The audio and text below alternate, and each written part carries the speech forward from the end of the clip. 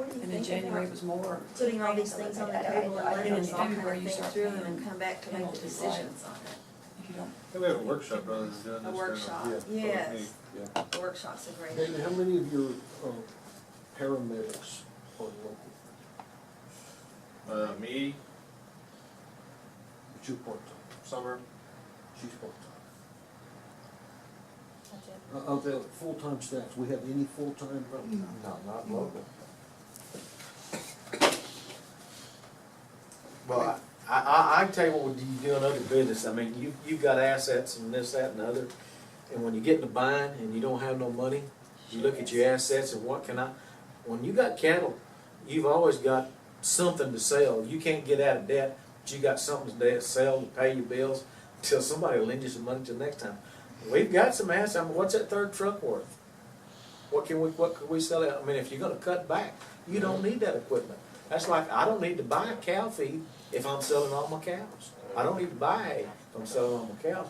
So what could we sell the third truck for? And if we sell the third truck, is that gonna put us in a bind where we're gonna need it next week? I mean, we've got some assets. I mean, we've got some liquid assets. It may not solve everything, but we might need to look at, because we don't own a building. We don't own land, We're lucky we're not paying rent. Yeah, that's the deal. I mean, so. Maybe before the workshop, David needs something else to do. He could work up what benefit that third ambulance is and what cost it is to us and whether there's, maybe all these things on the table, it's another thing to put on the table to work on the workshop.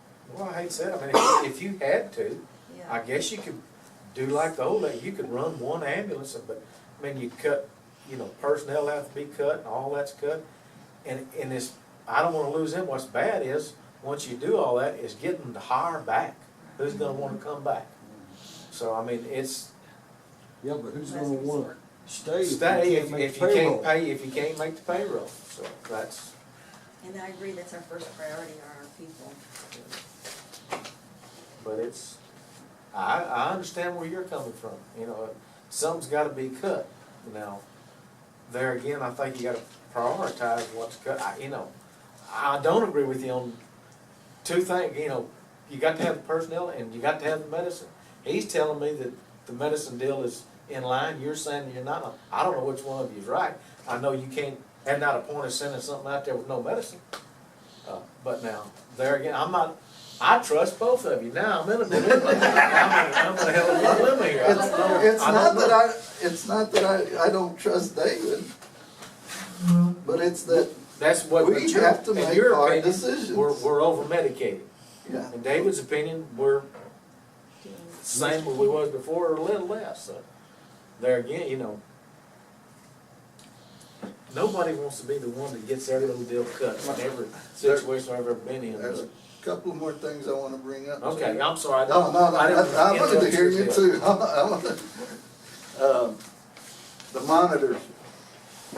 We have a Life Pack 12 on that blue truck. If we're cutting down to just running one truck, per se, two with a second out truck, if we can get it manned as needed if it gets called out. So that would require 2 monitors. Those monitors right now are costing us Yeah, that's one of ours. 12,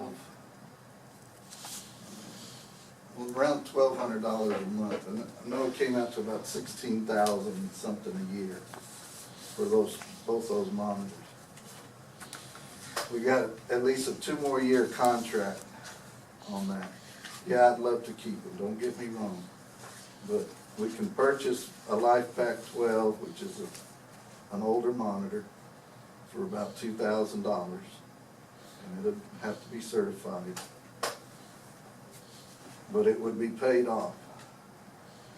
And until we get some money and actually have money back in the bank behind us for almost a year's worth of, or half a year's worth of, that you're supposed to have in your bank account, to me, that's the way to go.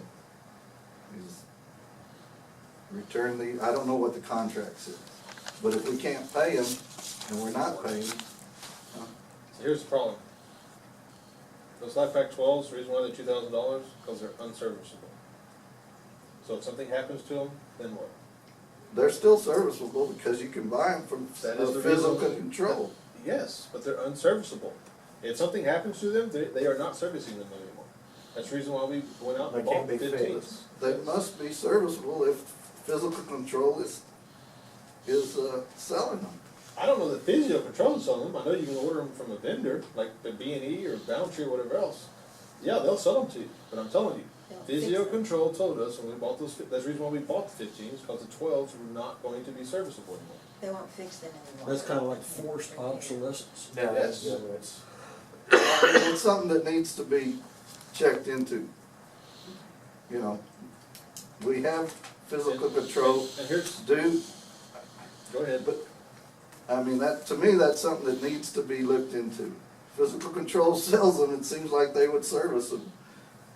I'm not saying, I don't believe that they sell them anymore, unless you have, Well, I saw them I went to physical control in the Google.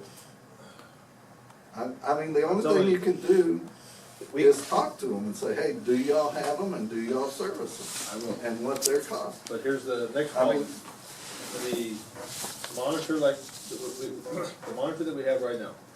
Alright, if you don't know, for endotracheal intubation, for example, is going to become mandated if it's here shortly, that you have to have capnography waveform on the monitor for all intubated patients. That monitor does not have that. You know, so I mean, there's a lot Hopefully of we'll be things. back in, we'll have, Well, well, give me some answers. That's all I want, that's all, I mean, all these are is, you shot down everything, so give me some answers where you're gonna find $80,000. At a workshop. Let's look at this. You got, on your payer report, you, just looking at the 30, the 60 days, $64,000, how much of that can you expect to come in? Any of it? Well, first off, out of the 64,000, look under your ASPP, the indigent money, 26,000 is that. Okay, so Okay. say it's Just write that 30,000, off. say it's 30,000. Next thing is, under none, you see 21,000. I don't know how much of that is private pay.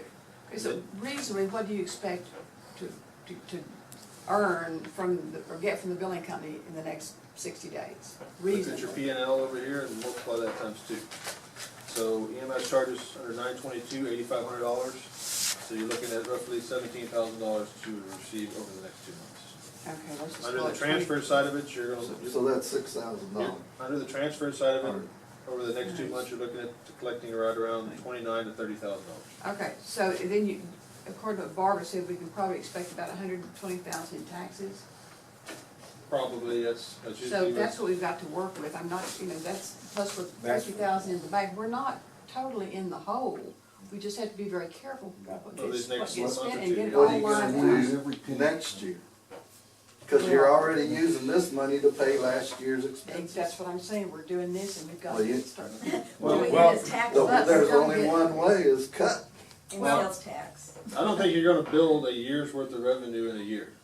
But we or have in to start reserves. thinking That make about sense? that and cutting everything we can. But I'm not saying that I'm okay with the whole cutting the second truck, but hey, I think that it's, I understand what you're saying. You know, that's roughly $100,000 in a year's time of payroll that we will save on that second truck. So, that's $100,000 worth of revenue, actually it's probably about $150,000 worth of transfer revenue over this next, 11 months that we will collect on transfers that could be banked if we don't staff that second truck. well, the trouble I have with that is exactly what Ginger said with that, is it's hard to do, to cut services and to say I'm raising your tax and I'm gonna add another tax. Yeah. But we're cutting, You can to do me, it. that's, I mean, I'd be plenty mad if I was somebody, you raising my taxes, but you cutting my service. Now, I'm not saying it's wrong, I'm just saying that's gonna be a tough sell. Well, Yeah, and- the other side of that though is, and my answer to that is, we experimented with going above and beyond to try to increase revenue so we wouldn't have to increase taxes. So far, that hasn't panned out, so we're tightening the belt and we're trying to, yeah, we're raising the revenue's a little bit, but we've been behind from day one. Yeah, we started out wrong. From day one, We we've been started out behind, wrong. and I would say on the transfers, you know, cut them out for 90 days, and then if we can ease back in and put some more back in the pipeline, so be it, that would be great, but enter it cautiously and with the type of contract that you were working on where we have some guarantee. But right now, when we staff that second truck, the only guarantee we have is that we're gonna spend money.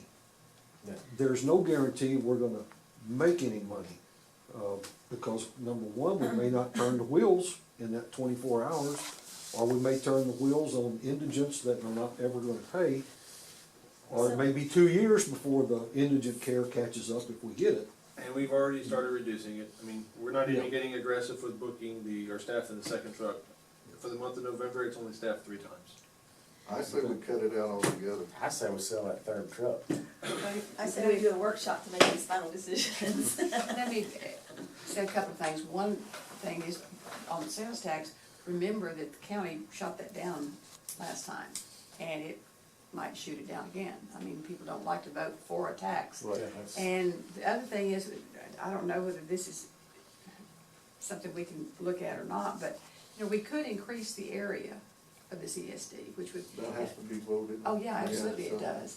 But I think, but given the way that people voted in the last election, it was the people along the southern border of the county who were the ones who were in favor of the county-wide, because they don't have service they can depend on down there.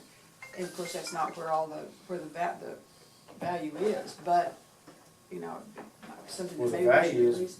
voted they didn't want nothing, so that's what I said, don't give them Well, nothing. there was more than just that. I mean, Well, I mean, Maria had the its own biggest part over there issues. that didn't have the service voted they didn't want the countywide service, so, like I said, you know, if, that's fine, if they don't want that service, but then I have trouble, our number one provider is where we are right now. If they need us over there, and we can help, good, but I don't think that's a priority. But, you know, before we talked about that, they'd come to us about expanding our area, exactly what you're talking about. That was even before I don't know if you were here when they were talking about expanding the area. They over there wanted us to take them Oh, in. right, And, but there again, they have to vote that in. They have to say it. We I'm can't just thinking say, more in I'm gonna terms take of you in. when. Yeah. So this is a little workshop discussion. Yeah. Okay. Well, and one other thing to think about is another billing company. Yes. Eddie has talked to somebody and But you just hold back. supposed to be a really good billing company. And David is working on making contact with them, he's got a call in. They actually are, Ken, when I talked to Ken recently, he talked about the revenue side, and I told him I had made contact with a guy that used to work for me who now runs a very large system, and he told me about this other company, and Ken knows all about it. He says they're the best in the country. They're called AMB, they're out of Alabama, I think,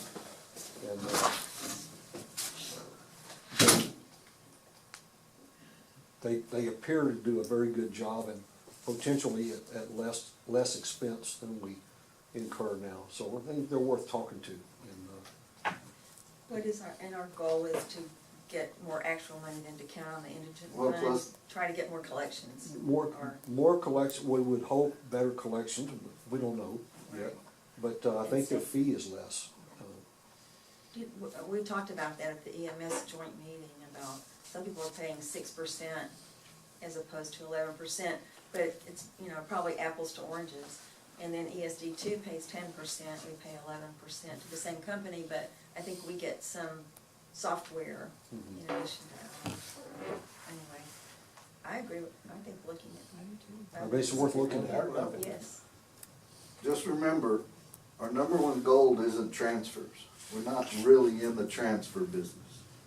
And It's the yes, emergency services. we are an emergency service district. it is required by law that we supply an emergency, and it is required by law, and I really don't look good in orange. And it is required by law that we supply an emergency service district, an emergency ambulance out there 7 days a week, 24 hours a day. The transfer. What level? BLS. BLS. We've always tried to do ALS or Right, better. but I'm saying, like when you're gonna talk about law, that's what I mean, what, Yeah. by law, we have to bare minimum BLS. BLS, like I said. But you look good in stripes. You know McDonald's and Whataburger and all those places,